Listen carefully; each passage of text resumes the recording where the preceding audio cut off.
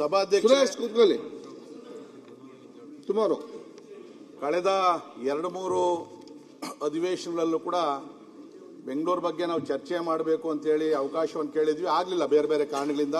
ಹೇಗೆ ಕೊನೆಯದಾಗಿ ತಾವು ಬೆಂಗಳೂರು ಬಗ್ಗೆ ಚರ್ಚೆ ಮಾಡೋಕ್ಕೆ ಅವಕಾಶ ಕೊಟ್ಟಿದ್ರಿ, ತಮಗೆ ಧನ್ಯವಾದಗಳು.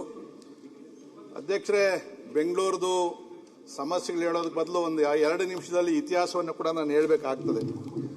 ತಮಗೆಲ್ಲ ಗೊತ್ತಿರೋ ಹಾಗೆ 500 ವರ್ಷಗಳಿಂದ ಯಲಹಂಕ ನಾಡಪ್ರಭು ಕೆಂಪೇಗೌಡರು ಬೆಂಗಳೂರನ್ನು ನಿರ್ಮಾಣ ಮಾಡಿರ್ತಕ್ಕಂಥದ್ದು. ಏನಿವತ್ತು ಸ್ಮಾರ್ಟ್ ಸಿಟಿ ಅಂತ ಹೇಳ್ತೀವಿ, ಆ ಸ್ಮಾರ್ಟ್ ಸಿಟಿಯ ಕಲ್ಪನೆಯನ್ನ ಆವತ್ತು ಕೆಂಪೇಗೌಡರು ಇಟ್ಕೊಂಡಿದ್ರು. ರಸ್ತೆಗಳು, ಕಲ್ಯಾಣಿಗಳು, 500ಕ್ಕೂ ಹೆಚ್ಚು ಕೆರೆಗಳು, ಗುಡಿಗೋಪುರಗಳು, ಮತ್ತೆ ಎಲ್ಲ ಜಾತಿಯ ಜನಾಂಗದವರಿಗೆ ಒಂದು ಕಡೆ ವ್ಯವಸ್ಥಿತವಾಗಿ ಪೇಟೆಗಳು 500 ವರ್ಷಗಳಿಂದನೇ ನಿರ್ಮಾಣ ಮಾಡಿದ್ರು ಅಧ್ಯಕ್ಷರೇ. ತದನಂತರ 500 ವರ್ಷಗಳ ನಂತರ ಬರ್ತಾ ಬರ್ತಾ ಅಧ್ಯಕ್ಷರೇ, ಈ ಒಂದು ಬೆಂಗಳೂರಿನ ಇತಿಹಾಸ ಬಹಳ ದೊಡ್ಡದಿದೆ ಅಧ್ಯಕ್ಷರೇ. 1850 ಬ್ರಿಟಿಷರು ಅವಾಗ ನಮ್ಮ ದೇಶಕ್ಕೆ ಬಂದಾಗ ಮುನ್ಸಿಪಾಲಿಟಿ ಇತ್ತು ಬೆಂಗಳೂರಲ್ಲಿ. 2 ಮುನ್ಸಿಪಾಲಿಟಿ, ಒಂದು ದಂಡು ಪ್ರದೇಶ, ಇನ್ನೊಂದು ಬೆಂಗಳೂರು. ಆ ಮುನ್ಸಿಪಾಲಿಟಿ 2850 ಅಡ್ಮಿನಿಸ್ಟ್ರೇಷನ್ ನಡ್ಕೊಂಡ್ಬಂತು. ಅದಾದ್ಮೇಲೆ 1949ರಲ್ಲಿ ಬೆಂಗಳೂರು ಸಿಟಿ ಕಾರ್ಪೊರೇಷನ್ ಆಯಿತು, ಸ್ವಾತಂತ್ರ್ಯ ಬಂದು 2 ವರ್ಷಕ್ಕೆ. ತದನಂತರ 1996ರಲ್ಲಿ ಸ್ವಲ್ಪ ವಿಸ್ತಾರ ಆಯಿತು ಬೆಂಗಳೂರು. ಬೆಂಗಳೂರು ಮಹಾನಗರ ಪಾಲಿಕೆ BMP ಆಯಿತು ಅಧ್ಯಕ್ಷರೇ. ಅದಾದ್ಮೇಲೆ 2002ರಲ್ಲಿ 2002ರಲ್ಲಿ ನಮ್ಮ 7 ನಗರಸಭೆಗಳು, ಪಟ್ಟಣ ಪಂಚಾಯತ್ ಏನಿತ್ತು ಬೆಂಗಳೂರು ಸುತ್ತಮುತ್ತಲು, ಅದನ್ನೆಲ್ಲ ಸೇರಿಕೊಂಡು ಬೆಂಗಳೂರು ವಿಸ್ತಾರ ಮಾಡಿ ಬೃಹತ್ ಬೆಂಗಳೂರು ಮಹಾನಗರ ಪಾಲಿಕೆ ಅಂತ ಆಯಿತು ಅಧ್ಯಕ್ಷರೇ. ಇತ್ತೀಚೆಗೆ ರಾಜ್ಯ ಸರ್ಕಾರ GBA greater Bengaluru of authority ಅಂತೇಳಿ ಬೆಂಗಳೂರನ್ನು 5 ಕಾರ್ಪೊರೇಷನ್ಗಳನ್ನಾಗಿ ವಿಂಗಡಿಸ್ತು. ಅಂದರೆ ಬೆಂಗಳೂರು ಅಡ್ಮಿನಿಸ್ಟ್ರೇಷನ್ ಪ್ರಾರಂಭ ಆಗಿ 175 ವರ್ಷ ಆಯಿತು. 175 ವರ್ಷ ಬೆಂಗಳೂರು ವಿಸ್ತಾರ ಆಗಿತ್ತೇ ಹೊರತು, ಬೆಂಗಳೂರು ಒಂದಾಗಿತ್ತೇ ಹೊರತು ಬೆಂಗಳೂರು ವಿಭಜನೆ ಆಗಿರಲಿಲ್ಲ. ಯಾವುದೇ ಸರ್ಕಾರಗಳು ಕೂಡ ಆ ನಾಡಪ್ರಭು ಕಟ್ಟಿರ್ತಕ್ಕಂಥ ಕೆಂಪೇಗೌಡರ ನಗರ ಇವತ್ತು ವಿಶ್ವಮಾನ್ಯವಾಗಿರ್ತಕ್ಕಂಥದ್ದು. ಇವತ್ತು IT-BTಯಲ್ಲಿ ಇರ್ಬೋದು, ಬೇರೆ ಬೇರೆ ಅನೇಕ ಸಂಗತಿಗಳಲ್ಲಿ ವಿಶ್ವದ ಗಮನವನ್ನು ಸೆಳೆಯಿರ್ತಕ್ಕಂಥ ಬೆಂಗಳೂರನ್ನು ಅಂತಿಮವಾಗಿ ವಿಭಜನೆಯನ್ನು ಮಾಡ್ತಕ್ಕಂಥ ಕೆಲಸವನ್ನು ಮಾಡಿದ್ರು ಈ ಸರ್ಕಾರ, ಕಾಂಗ್ರೆಸ್ ಸರ್ಕಾರ. ನಮ್ಮ ವಿರೋಧದ ಮಧ್ಯದಲ್ಲೂ ಕೂಡ ಬೆಂಗಳೂರನ್ನು ವಿಭಜನೆ ಮಾಡಿದ್ರು. ವಿಭಜನೆ ಯಾವ ಥರ ಮಾಡಿದ್ರು?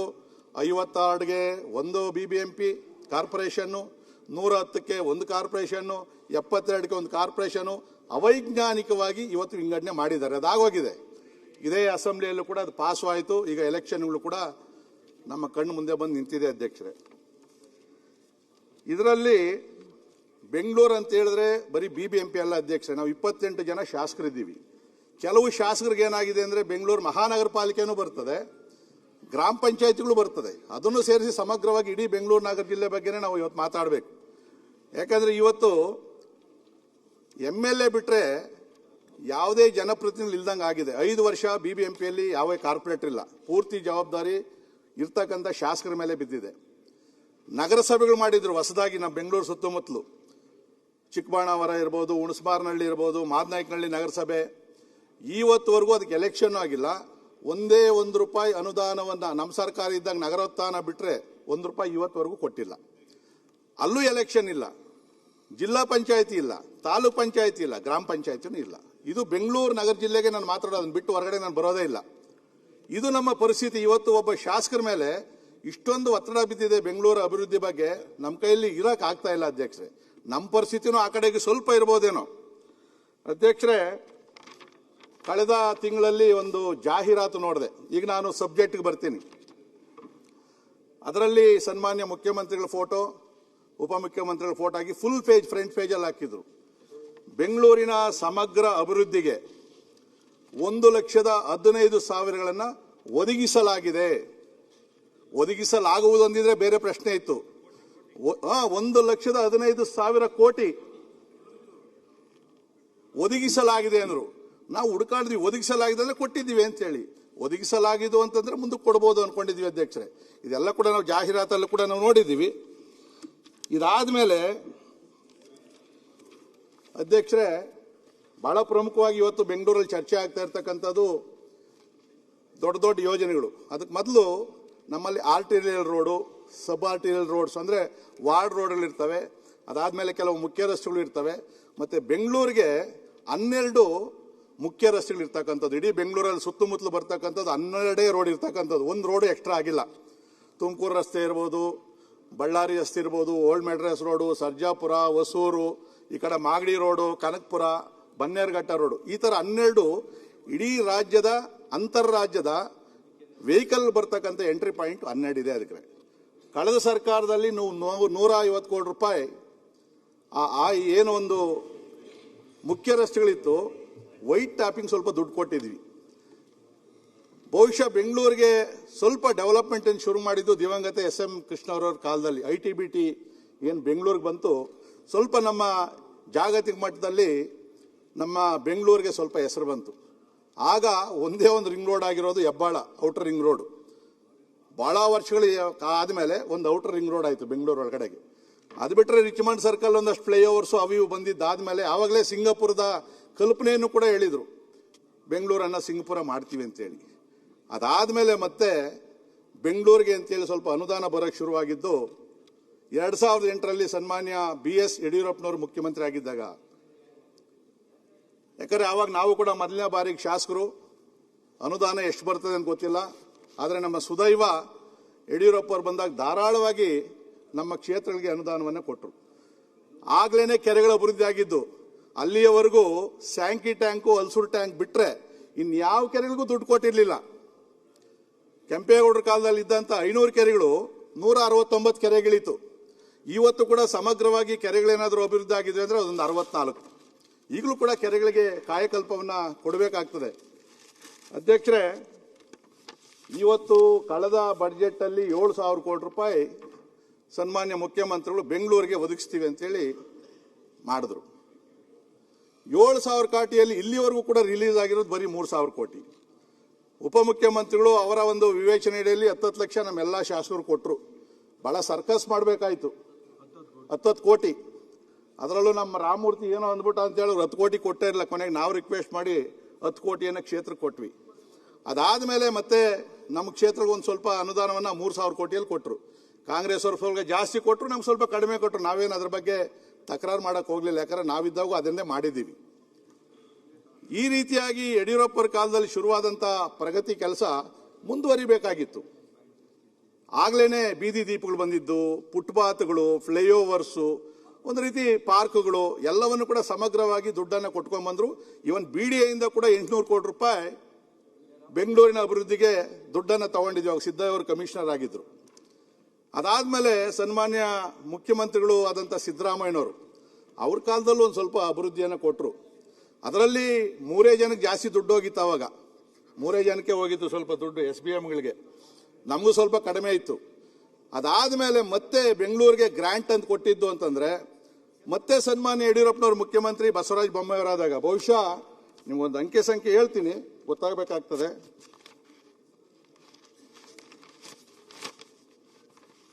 2018-19 ಒಂದು ವರ್ಷಕ್ಕೆ ಕೊಟ್ಟಂತ ಗ್ರಾಂಟು 8,343 ಕೋಟಿ ಬೆಂಗಳೂರಿನ ಅಭಿವೃದ್ಧಿ ಕೊಟ್ಟಿರ್ತಕ್ಕಂಥದ್ದು ಸನ್ಮಾನ್ಯ ಯಡಿಯೂರಪ್ಪ ಅವರು. ಅದಾದ್ಮೇಲೆ ಶುಭ್ರ ಬೆಂಗಳೂರಲ್ಲಿ ಆಕ್ಟಿವಿಟೀಸ್ಗೆ ಸ್ಟಾರ್ ವಾಟರ್ ಇದು ಕಸದ ಇದಕ್ಕೋಸ್ಕರ 1,099 ಕೋಟಿ ಕೊಟ್ಟರು. 110 ಹಳ್ಳಿಗಳದು ಈಗೇನು ನಮಗೆ ಸ್ಯಾನಿಟರಿ ಕಾವೇರಿ ನಡೀತಾ ಐತೆ 1,000 ಕೋಟಿ ಕೊಟ್ಟರು. ಬಡ್ಜೆಟ್ ಗ್ರಾಂಟು ಸರ್ಕಾರದ ಬಡ್ಜೆಟ್ ಅಲ್ಲಿ 1,500 ಕೋಟಿ ಕೊಟ್ಟರು. ಅಮೃತ ನಗರೋತ್ಥಾನ ವರ್ಕ್ಸು 6,000 ಕೋಟಿ ಕೊಟ್ಟರು. ಅದಾದ್ಮೇಲೆ ಸ್ಟಾರ್ ವಾಟರ್ ರೇಂಜ್ ಫ್ಲಡ್ಸ್ ಆಯಿತು, ಬೊಮ್ಮಾಯಿ ಅವರು ಮುಖ್ಯಮಂತ್ರಿಗೆ ಆಗಿದ್ದಾಗ 350 ಕೋಟಿ ರೂಪಾಯಿ ಕೊಟ್ಟರು. ಈಗ 1,000 ಕೋಟಿ ವರ್ಲ್ಡ್ ಬ್ಯಾಂಕಲ್ಲಿ ಲೋನ್ ಮಾಡಿ ಸ್ಟಾರ್ ವಾಟರ್ ರೇಂಜ್ ಕೊಟ್ಟವ್ರೆ, ಟೆಂಡರ್ ಆಗಿದೆ, ಪ್ರಶ್ನೆ ಬೇರೆ. ಒಟ್ಟು ನಮ್ಮ ಸರ್ಕಾರದ ಕೊನೆ 3-4 ವರ್ಷದಲ್ಲಿ 18,292 ಕೋಟಿಯನ್ನ ಬೆಂಗಳೂರಿಗೆ 3.5 ವರ್ಷದಲ್ಲಿ ಕೊಟ್ಟಿರ್ತಕ್ಕಂಥದ್ದು ಸನ್ಮಾನ್ಯ ಅಧ್ಯಕ್ಷರು. ಈಗ ನಾನು ಮೇಜರ್ ಇದಕ್ಕೆ ಬರ್ತೀನಿ. ಬಹಳ ಚರ್ಚೆ ಆಗ್ತಾ ಇರ್ತಕ್ಕಂಥದ್ದು ಯಾವುದು ಅಂತಂದ್ರೆ ಟನಲ್ ರೋಡ್. ಇಂಟರ್ನ್ಯಾಷನಲ್ ಏರ್ಪೋರ್ಟ್ ಇಂದ ನಾವು ಬೆಂಗಳೂರು ಒಳಗಡೆ ಬರಬೇಕಾದ್ರೆ ಬಹಳ ಟ್ರಾಫಿಕ್ ಇತ್ತು. ST ಮಾಲಿಂದ ಈಗ ಸ್ವಲ್ಪ ಕ್ಲಿಯರ್ ಆಗಿದೆ. ಅದು ಕೂಡ ನಾನು ನಮ್ಮ ಸರ್ಕಾರ ಇದ್ದಾಗ ನಾನು BDA ಚೇರ್ಮನ್ ಆಗಿದ್ದೆ. ನಾನು ಚೇರ್ಮನ್ ಆಗೋ ಮೊದಲು 7 ವರ್ಷಗಳಿಂದನೇ ಟೆಂಡರ್ ಕರೆದಿದ್ರು. ಆದರೆ BDAಯಲ್ಲಿ ದುಡ್ಡಿಲ್ಲ ಅಂತೇಳಿ ನಿಲ್ಸಾಕಿದ್ರು. ನಾನು ಅಧ್ಯಕ್ಷನಾದ್ಮೇಲೆ ಇವತ್ತೇನು ಫ್ಲೈಓವರ್ ಆಗಿದೆ, ಹೆಬ್ಬಾಳ ಫ್ಲೈಓವರು, ಗುದ್ಲಿ ಪೂಜೆಯನ್ನು ಮಾಡಿ ಟೆಂಡರ್ ಮಾಡಿ ಅವರಿಗೆ ಕೆಲಸವನ್ನು ಮಾಡಿದ್ವಿ. ಉದ್ಘಾಟನೆ ಸನ್ಮಾನ್ಯ ಸಿದ್ದರಾಮಣ್ಣವ್ರು ಮಾಡಿದ್ರು. ಆ ಕಾರ್ಯಕ್ರಮ ನಾನು ಕೂಡ ಹೋಗಿದ್ದೆ. ಈ ಕೆಲಸವನ್ನ 7 ವರ್ಷನೂ ಮಾಡಿರಲಿಲ್ಲ. ಈಗ ಟನಲ್ ರೋಡ್ ಮಾಡ್ತೀವಿ ಅಂತೇಳಿ ಹೇಳಿದ್ದಾರೆ. ಇದರಲ್ಲಿ ಇರ್ತಕ್ಕಂಥ ಟನಲ್ ರೋಡ್ದು ತಾವು ಸಂಪೂರ್ಣವಾಗಿ ಬಹಳಷ್ಟು ಜನಕ್ಕೆ ಗೊತ್ತಿಲ್ಲ. ದಾಖಲೆಗಳನ್ನು ಕೂಡ ತಗೊಂಡೇ ನಾನು ಮಾತಾಡ್ತಾ ಇದ್ದೀನಿ. ಹಿಂದೆ ಅರಮನೆ ಮೈದಾನ 13 ಎಕರೆಯನ್ನ ರಸ್ತೆ ವಿಸ್ತಾರ ಮಾಡಬೇಕು ಅಂತೇಳಿ ಇಂದಿನ ಸರ್ಕಾರಗಳು ಅದಕ್ಕೆ TDR ಕೊಟ್ಟು ಜಾಗ ತಗೊಬೇಕು ಅಂತೇಳಿ BBMPಯಿಂದ ಕಾಂಪೌಂಡ್ ಹಾಕ್ಬಿಟ್ರು. ಈಗ ನೋಡಿರ್ಬೋದು ನೀವು, ಜಾಗ ಬಿಟ್ಟವ್ರೆ, ಕಾಂಪೌಂಡ್ ಹಾಕವ್ರೆ. ಇದಾದ್ಮೇಲೆ TDR ಕೊಡ್ತಕ್ಕಂಥ ಪರಿಹಾರ ಕೊಡ್ತಕ್ಕಂಥ ವಿಚಾರದಲ್ಲಿ ಸುಪ್ರೀಂ ಕೋರ್ಟ್ವರೆಗೂ ಹೋಯ್ತು ಕೇಸು. 13 ಎಕರೆಗೆ ಸುಪ್ರೀಂ ಕೋರ್ಟ್ ಆರ್ಡರ್ ಮಾಡಿದ್ದು ಎಷ್ಟು ಗೊತ್ತಾ? 3,200 ಕೋಟಿ ರೂಪಾಯಿ ಪರಿಹಾರವನ್ನು ಕೊಡಬೇಕು TDR. ರಾಜ್ಯ ಸರ್ಕಾರ ಹೇಳ್ತು ಇಷ್ಟು ದೊಡ್ಡ ಮೊತ್ತವನ್ನು ಕೊಟ್ಟು ನಾವು ರಸ್ತೆ ವಿಸ್ತಾರ ಮಾಡೋಕ್ಕಾಗೋದಿಲ್ಲ ಅಂತೇಳಿ ಕ್ಯಾಬಿನೆಟ್ ಅಲ್ಲಿ ತೀರ್ಮಾನ ಮಾಡಿ ಸುಪ್ರೀಂ ಕೋರ್ಟ್ಗೆ ಅಫಿಡವಿಟ್ ಹಾಕಿದ್ರು. ಈಗ ರಸ್ತೆ ನಮ್ಗೆ ಬೇಡ ಅಂತೇಳಿ ಸರ್ಕಾರ ಕೈ ಬಿಡ್ತು. ಈಗ ಟನಲ್ ರೋಡ್ ಅಧ್ಯಕ್ಷರೇ ಈಗಾಗಲೇ DPR ಮಾಡವ್ರೆ. ಅದರಲ್ಲಿ 5 ಎಕ್ಸಿಟ್ ಅಂಡ್ ಎಂಟ್ರಿ ಪಾಯಿಂಟ್ ಕೊಟ್ಟಿರ್ತಕ್ಕಂಥದ್ದು. ಒಂದು ST ಮಾಲ್ ಆದಮೇಲೆ ಪ್ಯಾಲೇಸ್ ಗ್ರೌಂಡ್ ಹತ್ರ ಮೇಕ್ರಿ ಸರ್ಕಲ್ಲು, ಅದಾದಮೇಲೆ ರೇಸ್ ಕೋರ್ಸು, ಲಾಲ್ ಬಾಗು, ಸಿಲ್ಕ್ ಬೋರ್ಡ್. ಇದೇನು ಅಂತಂದ್ರೆ ಬೂಟ್ ಸಿಸ್ಟಮ್ ಅಲ್ಲಿ ಬಿಲ್ಟ್ ಆಪರೇಟ್ ಓನ್ ಟ್ರಾನ್ಸ್ಫರ್ ಅಂತೇಳಿ, ಓನ್ ಆಪರೇಟ್ ಟ್ರಾನ್ಸ್ಫರ್ ಅಂದ್ರೆ 44 ವರ್ಷ ಯಾರು ಕನ್ಸಿಷನರ್ ಅದನ್ನ ಟೆಂಡರ್ ಮಾಡ್ಕೊಂತಾನೆ ಅವನಿಗೆ 44 ವರ್ಷ ರೈಟ್ಸ್ ಕೊಟ್ಟವ್ರೆ. ಪ್ಲಸ್ 10 ವರ್ಷ ಅಂದ್ರೆ ಒಟ್ಟು 54 ವರ್ಷ ಯಾರು ಟನಲ್ ಮಾಡ್ತಾರೆ ಅವನಿಗೆ ಟೋಲ್ ತಗೊಳೋದಕ್ಕೆ, ಅಡ್ವರ್ಟೈಸ್ಮೆಂಟ್ ಹಾಕೊಳ್ಳೋದಕ್ಕೆ, ಅದಕ್ಕಿಂತ ಜಾಸ್ತಿ ಹೇಳ್ತೀನಿ ಮುಂದಕ್ಕೆ. ಆ ಟನಲ್ಗಳೇನು 5 ಕಡೆ ಇರ್ತದೆ, ಅವನು ಯಾರ ಹೆಸರು ಬೇಕಾದ್ರೂ ಇಟ್ಕೊಬಹುದು, ಅವನಿಗೆ ಕೊಟ್ಬಿಟ್ಟವ್ರೆ. ಯಾರ ಹೆಸರು ವಿದೇಶದವ್ರದಾದ್ರೂ ಇಟ್ಕೋ, ದೇಶದವ್ರದಾದ್ರೂ ಇಟ್ಕೋ, ಬಹುಶಃ ಅವನು ಅದ್ರ ಮೇಲೆ ಆಕ್ಷನ್ ಮಾಡ್ಕೊಂಡು ಯಾರು ಎಷ್ಟು ಬಿಟ್ಟು ಕೂಗ್ತಾರೋ ಅವ್ರ ಹೆಸರನ್ನ ಆ 5 ಕೊಡ್ಬೋದು ಅಂತೇಳಿ ಇವತ್ತು ಸರ್ಕಾರ ಆದೇಶ ಮಾಡಿರ್ತಕ್ಕಂಥದ್ದು. 17 ಕಿಲೋಮೀಟರ್ ಎಲ್ಲಿಂದ ST ಮಾಲಿಂದ ಸಿಲ್ಕ್ ಬೋರ್ಡ್ ವರ್ಗು 3 ಲೇನು ಟನಲ್ ಹೊಡೆಯುವಂಥದ್ದು. ಅಧ್ಯಕ್ಷರೇ 1 ಕಿಲೋಮೀಟರ್ಗೆ 1,007 ಕೋಟಿ ರೂಪಾಯಿ ಖರ್ಚಾಗ್ತದೆ. 1 ಕಿಲೋಮೀಟರ್ಗೆ 1,007 ಕೋಟಿ ರೂಪಾಯಿ ಟನಲ್ ಖರ್ಚಾಗ್ತದೆ. ಅಂದರೆ 17,000 ಕೋಟಿ ಹೆಚ್ಚು ಕಮ್ಮಿ ಅಷ್ಟನ್ನ ಅನುಮೋದನೆಯನ್ನು ಮಾಡಿ ಅದು ಹುಡ್ಕೋಯಿಂದ ಲೋನನ್ನು ತಗೊಬೇಕು ಅಂತೇಳಿ ಅದು ಸರ್ಕಾರ ಅನುಮೋದನೆಯನ್ನು ಆಗೋಗಿದೆ. ಟೋಲ್ ಎಷ್ಟು ಫಿಕ್ಸ್ ಮಾಡಿದಿರಿ ನೀವು? 19 ರೂಪಾಯಿ ಕಿಲೋಮೀಟರ್ಗೆ. ಅದೇನು ಮೊದಲನೇ ಸರಿಗೆ, ಅದಾದ್ಮೇಲೆ ರಿವೈಸ್ ಆಗ್ತಾ ಹೋಗ್ತಾ ಇರ್ತದೆ. ಅಧ್ಯಕ್ಷ ಇದರಲ್ಲಿ 3,200 ಕೋಟಿ 13 ಎಕರೆಗೆ TDR ಕೊಡಕ್ಕಾಗಿಲ್ಲ ಸರ್ಕಾರದಲ್ಲಿ. ಇಲ್ಲಿ ನೋಡ್ರಿ, ಈಗ ಹೇಳ್ತೀನಿ. Package 1 Hebbal starting point extra 5 ಎಕರೆ 10 ಗುಂಟೆ ಜಾಗವನ್ನ ಅಲ್ಲಿ ಅಕ್ವಿಜೇಷನ್ ಮಾಡಬೇಕಾಗ್ತದೆ. ಯಾಕಂದ್ರೆ ಎಂಟ್ರಿ ಪಾಯಿಂಟು, ಎಕ್ಸಿಟ್ ಪಾಯಿಂಟು, ಅದರಲ್ಲಿ ಪಾರ್ಕಿಂಗ್ ಅಲ್ಲಿ ಬರತಕ್ಕಂಥ ದುಡ್ಡು ಕನ್ಸಿಷನರ್ದೆ. ಮತ್ತೆ ಅವನು ಮಾಲ್ ಬೇಕಾದ್ರೂ ಕಟ್ಕೊಬಹುದು, ಶಾಪಿಂಗ್ ಮಾಲ್ ಬೇಕಾದ್ರೂ ಮಾಡ್ಬೋದು. ಅದರ ಪೂರ್ತಿ ಲಾಭ ಕನ್ಸಿಷನರೇ ತಗೊಂತಾನೆ. ಇಲ್ಲಿ ನೋಡಿ, 5 ಎಕರೆ 10 ಗುಂಟೆ ಆಯ್ತಾ? Palace ground 5.94, almost all 6 acres ಅಲ್ಲಿ ಜಾಗ ತಗೊಬೇಕು. ನೀವು ಅರಮನೆ ಮೈದಾನದಲ್ಲಿ 13 ಎಕರೆಗೆ ದುಡ್ಡು ಆಗ್ತದೆ ಕೊಡಲ್ಲ ಅಂದಮೇಲೆ ಮೇಕ್ರಿ ಸರ್ಕಲ್ ಹತ್ರ ಎಲ್ಲಿ ಜಾಗ ಅಕ್ವಿಜೇಷನ್ ಮಾಡ್ತೀರಿ? 2 ಕಡೆ ಮಿಲಿಟರಿ ಜಾಗ ಐತೆ, ಅದು ಬಿಟ್ರೆ ಮತ್ತೆ ಪ್ಯಾಲೇಸ್ ಗ್ರೌಂಡ್ಗೆ ಹೋಗ್ಬೇಕು ನೀವು. ಎಲ್ಲಿ ಈ ಒಂದು ಯೋಜನೆ ಮಾಡಕ್ ಆಗ್ತದೆ? ಅದಾದ್ಮೇಲೆ ನೋಡಿ ಅಧ್ಯಕ್ಷರೇ, ರೇಸ್ ಕೋರ್ಸ್ ರೋಡಲ್ಲಿ 3.32 ಎಕರೆ ಜಾಗವನ್ನ ಕನ್ಸಿಷನರ್ಗೆ ಅಕ್ವಿಜೇಷನ್ ಮಾಡಿಕೊಡ್ಬೇಕು ರಾಜ್ಯ ಸರ್ಕಾರ. Lalbagh 3.78 acres, silk board 4.22 acres, ಒಟ್ಟು 22 ಎಕರೆ 36 ಗುಂಟೆ ಜಾಗವನ್ನ ಮೇಲ್ಮಟ್ಟದಲ್ಲಿ, ಒಳಗಡೆದೇನು ಅಕ್ವಿಜೇಷನ್ ಇಲ್ಲ, ಟನಲ್ ಹೊಡಿತಾರೆ, ಅದಕ್ಕೇನು ದುಡ್ಡು ಕೊಡಂಗಿಲ್ಲ, ಮೇಲ್ಮಟ್ಟದಲ್ಲಿ ಇಷ್ಟು ಜಾಗ ಕೊಡಬೇಕು. 13 ಎಕರೆಗೆ 3,200 ಅಂದ್ರೆ 22ಗೆ ಎಷ್ಟಾಗ್ತದೆ ಲೆಕ್ಕ ಹಾಕ್ಬಿಟ್ರೆ 5,000 ಕೋಟಿಯಷ್ಟು ಬೆಲೆ ಬಾಳ್ತಕ್ಕಂಥ ಜಾಗವನ್ನ ಸರ್ಕಾರ ಅಕ್ವಿಜೇಷನ್ ಮಾಡಿ ಕನ್ಸಿಷನರ್ ಕೊಡಬೇಕು. ನಾವು ಯಾವುದು ಅಣ್ಣ ನಿಮ್ಮ ಪರಿಹಾರ ಏನ್ ಹೇಳಿ? ಬೆಂಗಳೂರಿನ ಟ್ರಾಫಿಕ್ ವಿಷಯಕ್ಕೆ ಪರಿಹಾರದ ಬಗ್ಗೆ ನೀವು ಸ್ಪೀಕರ್ ಸ್ಟೀಲ್ ಬ್ರಿಡ್ಜ್ ಅನ್ನ ಮಾಡಬೇಡಿ, ಟನಲ್ ರೋಡ್ ಮಾಡಬೇಡಿ, ಪೆರಿಫೆರಲ್ ರೋಡ್ ಮಾಡಬೇಡಿ ಅಂತ ಹೇಳ್ತಾ ಹೋದ್ರೆ ಪರಿಹಾರ ಹೇಳ್ತೀನಿ. ಪರಿಹಾರ ಏನ್ ಹೇಳಿ? ಸುಮ್ಮನೆ ನೀವು ಸಮಸ್ಯೆಗಳು ಎಲ್ರಿಗೂ ಗೊತ್ತು ಸಮಸ್ಯೆ ಏನು ಅಂತ. ಎಲ್ಲರಿಗೂ ಎಲ್ಲಿ ಗೊತ್ತಾಯ್ತು? 22 ನೀವು ನಿಮ್ ಕಾಲಾವಧಿಯಲ್ಲಿ ಮಾಡಿದ್ರಿ ಪರಿಹಾರ? ಒಂದು ಹೇಳ್ತೀನಿ ಗುಂಡ್ರಾಯಣ್ಣ, ಯಾಕೆ ನೀವು ನಮ್ಮ ಟೀಕೆ ಮಾಡದೆ ಆಗ್ಬಿಡ್ಬಾರ್ದು. ವಿಶ್ವನಾಥ್ ಅಲ್ಲ, ಒಂದೇ ನಿಮಿಷ. ಕೇಂದ್ರ ಸರ್ಕಾರ ದಿನೇಶ್ ಅವರೇ, ಪರ್ಯಾಯ ಏನು ಹೇಳ್ತಿರಲ್ಲ, ಕೆರೆಗಳೇನ ಪರಿಹಾರನ, ಪಾರ್ಕ್ಗಳು ಮುಳುಗಿಸೋದೇನ ಪರಿಹಾರ? ಬೇರೆ ಜಾಗ ತಗೊಳ್ಳಿ. ಬೇರೆ ಜಾಗ ಇಲ್ವಾ ನಿಮ್ಗೆ? ನಾವೇನು ಟನಲ್ ರೋಡ್ ಮಾಡಬೇಡಿ ಅಂತ ಹೇಳಲ್ಲ, ಮಾಡಿ. ಪಾರ್ಕ್ಗಳು ಬಿಡಿ, ಅದು ಲಂಗ್ ಸ್ಪೇಸ್. ಈಗಲೇ ನಾವು ಡೆಲ್ಲಿ ನೋಡ್ತಾ ಇದ್ದೀರಿ ಯಾವ ಪರಿಸ್ಥಿತಿ ಇದೆ. ಬೆಂಗಳೂರು ಮುಂದೊಂದು ದಿನ ಅದೇ ಪರಿಸ್ಥಿತಿ. ಒಂದೇ ನಿಮಿಷ ಕೂತ್ಕೊಳ್ಳಿ. ಅದೇ ಕೋರ್ಸ್ ಅನ್ನ ನಾವು ಶಿಫ್ಟ್ ಕೂತ್ಕೊಳ್ಳಿ. ಒಂದೇ ನಿಮಿಷ ಪಾರ್ಕ್ ಆಗಿ ಮಾತಾಡಿದ್ರಲ್ಲ, ನಾವೇನ್ ಮಾತಾಡಿಲ್ಲ. ಕೂತ್ಕೊಳ್ಳಿ ಆಯ್ತು. ಲಂಗ್ ಸ್ಪೇಸ್ ಬಗ್ಗೆ ನಮಗೆ ಬಹಳಷ್ಟು ನಿಮ್ಮಷ್ಟೇ ಕಾಳಜಿ ನಮಗೂ ಇದೆ. ಇದ್ದಿದ್ರೆ ಯಾಕೆ ಪಾರ್ಕ್ ನ ಮಾಡ್ತಾ ಇದ್ರಿ?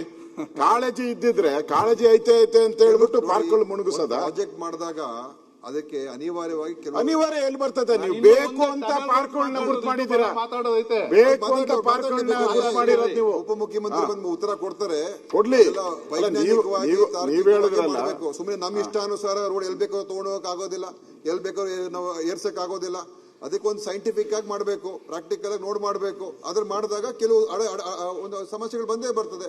ಒಂದು ಏರ್ಪೋರ್ಟ್ ಮಾಡ್ಬೇಕಾದ್ರೆ ನೀವೆಲ್ಲ ಅಕ್ವೈರ್ ಮಾಡಲ್ವಾ ರೈತರ ಭೂಮಿ? ಅವಾಗ ಯಾಕೆ ಅಕ್ವೈರ್ ಮಾಡ್ಬೇಕು ರೈತರ ಭೂಮಿನ? ಮಾಡಬೇಡಿ. ಇದೇ ತರ ಪ್ರತಿಯೊಂದು ಕೂಡ ಒಂದು ವೈಜ್ಞಾನಿಕವಾದ ಚಿಂತನೆ ಇರ್ತದೆ. ಅದನ್ನ ಅಪ್ಲೈ ಮಾಡಿ ಅಲ್ಲಿ ಏನಾದ್ರೂ ನಿಜವಾಗ್ಲೂ ಅವೈಜ್ಞಾನಿಕವಾಗಿದ್ರೆ ತಾವ್ ಹೇಳಿ. ಅವೈಜ್ಞಾನಿಕ ಅವೈಜ್ಞಾನಿಕ ಅಂತಲ್ಲ, ಅದೇನೋ ಮಾರಿ ಕಣ್ಣು ಓರಿ ಮೇಲೆ ಅಂದಂಗೆ ನೀವು ಬಿರಿ ಪಾರ್ಕ್ಗಳ ಮೇಲೆ ಯಾಕೆ ಮಾಡ್ತೀರಾ? ಕೆರೆಗಳ ಮೇಲೆ ಇರ್ತೀರಾ? ಬೇಕಾದಷ್ಟು ಜಾಗ ಐತಲ್ಲ, ಪ್ರೈವೇಟ್ ಜಾಗಗಳು ಅಕ್ವೈರ್ ಮಾಡಿ. ಬಿರಿ ಪಾರ್ಕ್ಗಳು, ನೀವು ಕೆರೆಗಳನ್ನ ನೀವು ಅಲ್ಲಿ ಮಾಡಿದ್ರೆ ಎಂಟೈರ್ ಪಾರ್ಕ್ ಹೊರಟೋಗ್ತದೆ, ಕೆರೆ ಹೊರಟೋಗ್ತದೆ. ನೀವು ಅಲ್ಲಿ ಟನಲ್ ರೋಡ್ ಮಾಡ್ಕೊಂಡ್ರೆ ಕೆರೆ ಪಕ್ಕದಲ್ಲಿ ನೀರಲ್ಲಿ ಶೇಖರಣೆ ಆಗ ಸಾಧ್ಯ ಇರ್ತದೆ. ಸಮುದ್ರ ಕೆಳಗಡೆ ಅಶೋಕ್, ನೀವು ಟೆಕ್ನಿಕಲ್ ಆಗಿ ಸಮುದ್ರದ ಕೆಳಗಡೆ ನಮ್ದೇನು ಟನಲ್ ರೋಡ್ಗೆ ವಿರೋಧ ಇಲ್ಲ, ಟನಲ್ ರೋಡ್ಗೆ ವಿರೋಧ ಇಲ್ಲ, ಮಾಡಗಳಿ. ಆದರೆ ಯಾವ ಪಾರ್ಕ್ನು ಕೆರೆ ಮುಳುಗಿಸ್ಬೇಡಿ. ಅಷ್ಟು ಅವೈಜ್ಞಾನಿಕವಾದ ಯಾರು ಬಂದ ದುಡ್ಡು ಹಾಕಿ ಮಾಡ್ತಾರ ಸುರಂಗ ಮಾರ್ಗವನ್ನ, ಅವ್ರು ಹಾಕ್ಬೇಕಲ್ಲ.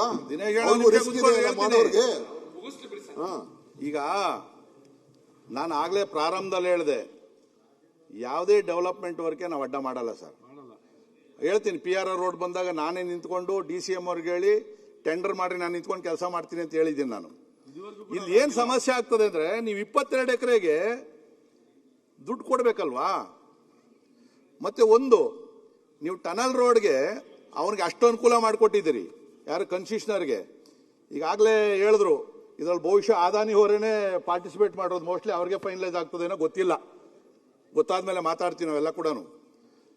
ಅಧ್ಯಕ್ಷರೇ, ಟೋಲ್ 19 ರೂಪಾಯಿ ಹಾಕ್ತಾರೆ. ನಾವು ಸ್ಕೂಲ್ಗೆ ಮಕ್ಕಳು ಕರ್ಕೊಂಡು ಬೇಕಾದಾಗ ಟನಲ್ ರೋಡಲ್ಲಿ ಹೋಗ್ತೀವಿ ಅನ್ಕೊಳ್ರಿ, ಸ್ಕೂಲ್ಗೆ ಹೋಗ್ಬಿಟ್ಟು ವಾಪಸ್ ಬರ್ತಾರೆ ನಮ್ಮ ಮನೆ ಹೆಂಗಸರೋ ಯಾರೋ, ಕಿಲೋಮೀಟರ್ಗೆ 19 ರೂಪಾಯಿ.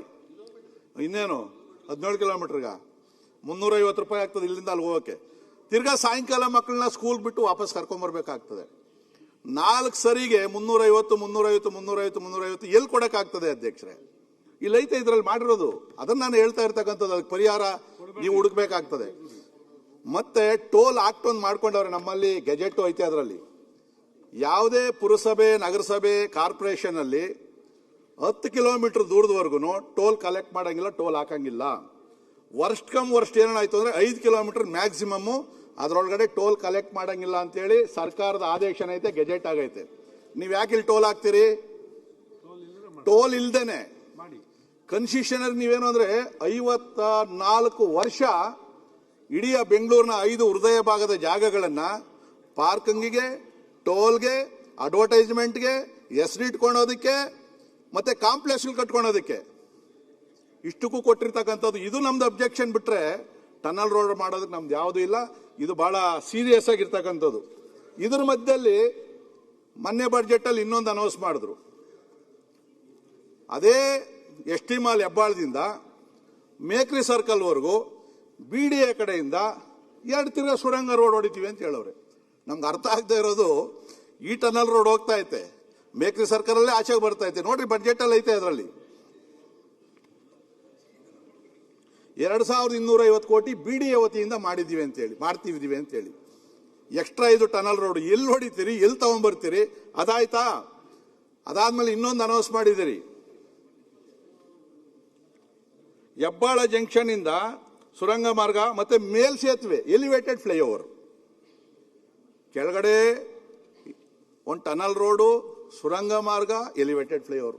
ಇದು ವೈಜ್ಞಾನಿಕವಾಗಿ ಸಾಧ್ಯನೇ? ಇದನ್ನ ಮಾಡಕ್ ಆಗ್ತದೆ? ಇದ್ರದ್ದು ಆಯ್ತು, ಅಟ್ಲೀಸ್ಟ್ ಬೆಂಗಳೂರಲ್ಲಿ ನಮ್ಮ ಎಲ್ಲ MLAಗಳು ಕರೆದ್ಬಿಟ್ಟು ಪ್ರೆಸೆಂಟ್ ಮಾಡ್ರಿ ಯಾವ ತರ ಅಂತೇಳಿ. ನಾವು ಹಿಂದೆ ಸ್ಟೀಲ್ ಬ್ರಿಡ್ಜ್ ಇದ್ದಾಗ ನಾವು ವಿರೋಧ ಮಾಡಿದ್ವಿ, ಜಾರ್ ಸಾಹೇಬ್ರಾಗ ಇದ್ದಾಗ ಹೇಳಿದ್ವಿ, ನೀವು ಸ್ಟೀಲ್ ಬ್ರಿಡ್ಜ್ ಮಾಡೋದಕ್ಕೆ ನಮಗೆ ವಿರೋಧ ಇಲ್ಲ, ಆದರೆ ನೀವು ಮೂಲ ಅಮೌಂಟ್ಗೂ 400 ಕೋಟಿ ಜಾಸ್ತಿ ಆಯ್ತು.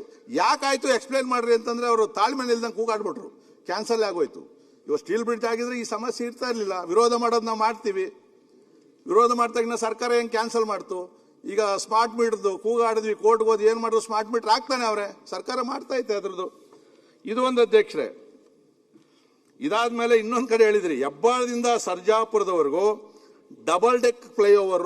ಎಷ್ಟು ಹೆಬ್ಬಾಳದಿಂದ ನೀವು ಫ್ಲೈಓವರ್ ಮಾಡ್ತೀರಿ, ಎಷ್ಟು ಸುರಂಗಗಳು ಹೊಡಿತೀರಿ? ಇದನ್ನು ಐತೆ, ಇದನ್ನು ಅನೌನ್ಸ್ ಮಾಡಿದ್ದೀರಿ, ಡಬಲ್ ಡೆಕ್ಕರ್ ಫ್ಲೈಓವರ್. ಇದನ್ನು ಕೂಡ ಹೇಳಿದಿರಿ ಅಧ್ಯಕ್ಷರೇ. ಇದು ಯಾವಾಗ ಮಾಡ್ತೀರಿ? ನಮಗೆ ನಾವು ಕೇಳ್ತಾ ಇರ್ತಕ್ಕಂಥದ್ದು, ಗುಂಡಿ ಮುಚ್ಚೋದಕ್ಕೆ ಫಸ್ಟ್ ದುಡ್ಡು ಕೊಡ್ರಿ, ನಮ್ಮ ಆರ್ಟಿರಿಯಲ್ ರೋಡು, ಸಬ್ ಆರ್ಟಿರಿಯಲ್ ರೋಡ್ ದುಡ್ಡು ಕೊಡ್ರಿ. ಇವತ್ತು ಉದ್ಯಾನ ನಗರಿ ಅಂತೇಳಿ ಸಾವಿರಾರು ಪಾರ್ಕ್ಗಳು ಇರ್ತಕ್ಕಂಥ ಬೆಂಗಳೂರಲ್ಲಿ ಪಾರ್ಕ್ ಮೇಂಟೆನೆನ್ಸ್ಗೆ ದುಡ್ಡಿಲ್ಲ, ಗಿಡ ಒಣಗೋಗ್ತವೆ, ಬೋರ್ವೆಲ್ ಇಲ್ಲ, ನೀರಿಲ್ಲ, ಲೈಟ್ಗಳು ನಾವು ಏನು ಹಾಕಿದ್ವಿ ಅವೆಲ್ಲ ಕೂಡ ಮುಗಿದೋಗಿದೆ. ಈ ಗ್ಲೋಬಲ್ ಟೆಂಡರ್ ಅಂತೇಳಿ ಆ ಪಾರ್ಕ್ಗಳಲ್ಲಿ ಲೈಟ್ ಹಾಕಲ್ಲ. ಕೆರೆ ಅಭಿವೃದ್ಧಿ ಮಾಡಿದ್ದೀವಿ, ಕೆರೆ ಮೇಂಟೆನೆನ್ಸ್ ದುಡ್ಡು ಕೊಡ್ರಿ, ಕೊಡ್ತಾ ಇಲ್ಲ. ಒಂದಷ್ಟೆಲ್ಲ ಆಟ ಆಡೋದಕ್ಕೆ ನಾವು ಜಿಮ್ಗಳು, ಓಪನ್ ಜಿಮ್ಗಳು, ಮಕ್ಳಿಗೆ ಆಟ ಸಾಮಾನು ಹಾಕಿದ್ದೀವಿ, ಎಲ್ಲ ಮುರಿದೋಗವೆ, ಅದನ್ನು ಕೂಡ ನಮ್ಗೆ ರಿಪೇರಿ ದುಡ್ಡು ಕೊಡ್ತಾ ಇಲ್ಲ. ಯಾವುದಾದ್ರೂ ಒಂದೇ ಒಂದು ಹೊಸ ಫ್ಲೈಓವರ್ ಈ ಸರ್ಕಾರ ಬಂದ ಮೇಲೆ, ಹೊಸ ಫ್ಲೈಓವರ್ ROB ಇಲ್ಲ RUB, ಹೊಸದು ಯಾವ್ದಾನ ಒಂದು ಸ್ಯಾಂಕ್ಷನ್ ಮಾಡಿದ್ರೆ ಹೇಳ್ರಿ ಅಧ್ಯಕ್ಷರೇ. ಕಳ್ಸರಿ ಕೊನೆಗೆ ಹೇಳ್ತೀನಿ, ಬಡ್ಜೆಟ್ ಅಲ್ಲಿ ರಿಪೀಟ್ 3 ಸರಿ ಅದನ್ನೇ ಹೇಳ್ಕೊಂಡು ಹೋಗ್ತಾವ್ರೆ. ಇದಾದ್ಮೇಲೆ ಅಧ್ಯಕ್ಷರೇ ಇನ್ನೊಂದು ಹೇಳವ್ರೆ, ಪೆರಿಪೆರಿಯಲ್ ರಿಂಗ್ ರೋಡ್. ಆಗ್ಲೇ ನಾನು ಹೇಳಿದೆ, ಬಿಸ್ನೆಸ್ ಕಾರಿಡಾರ್ ರೋಡ್ ಅಂತ ಮಾಡವ್ರೆ. ಅದು ಅಕ್ವಿಜೇಷನ್ ಆಗಿ 20 ವರ್ಷ ಆಯ್ತು. PRR 1 and PRR 2. PRR 1 Tumakuru ರೋಡಿಂದ airport road, old Madras road, NICE ರೋಡ್ಗೆ ಲಿಂಕ್ ಆಗ್ತದೆ. PRR 2 ತುಮಕೂರು ರೋಡು, ಅದಾದ್ಮೇಲೆ ಮತ್ತೆ ಹೊಸೂರು ರೋಡ್ ಹೋಗ್ತದೆ, Bannerghatta road, Kanakapura road cross ಆಗಿ ಹೋಗ್ತದೆ. PRR 1ಗೆ ನಾನು BD ಅಧ್ಯಕ್ಷನಾಗಿದ್ದಾಗ ಸುಪ್ರೀಂ ಕೋರ್ಟ್ಗೆ ಅಪ್ರೋಚ್ ಮಾಡಿ, ಯಾರೋ ಒಬ್ಬ ರೈತರ ಕಡೆಯಿಂದ ಕೇಸ್ ಹಾಕಿ ಸರ್ಕಾರಕ್ಕೆ ನೋಟಿಸ್ ಇಶ್ಯೂ ಮಾಡಿಸಿ PRR ರೋಡ್ ಮಾಡಬೇಕು ಅಂತೇಳಿ ಮಾಡಿಸಿದ್ ನಾನು. ಹೆಮ್ಮೆಯಿಂದ ಹೇಳ್ತೀನಿ, ಯಾವ ಕಾಲದಲ್ಲಾಗಿತ್ತು, ಯಾರನ್ನ ನಾವು ಹೋಗಿ ಅವ್ರ ಕೈಕಾಲು ಹಿಡಿದ್ವಿ, ಇದಾಗಬೇಕು ಅಂತೇಳಿ. ಯಾಕಂದ್ರೆ ಸರ್ಕಾರ ಡಿನೋಟಿಫೈ ಮಾಡಲ್ಲ, ರೋಡು ಮಾಡಲ್ಲ. ರೈತರ ಪರಿಸ್ಥಿತಿ ಹೆಂಗೆ ಅಂತಂದ್ರೆ, ಅವ್ನು ವ್ಯವಸಾಯನೂ ಮಾಡಂಗಿಲ್ಲ, ಮಾರಂಗೂ ಇಲ್ಲ, ರೋಡೂ ಆಗ್ತಾ ಇರಲಿಲ್ಲ. ಕೊನೆಗೆ ಅಂತಿಮವಾಗಿ ಈ ಸರ್ಕಾರಕ್ಕೆ ಈ ಬಗ್ಗೆ ನಾನು ಧನ್ಯವಾದಗಳನ್ನು ಹೇಳಲೇಬೇಕಾಗ್ತದೆ DCM ಅವ್ರಿಗೆ.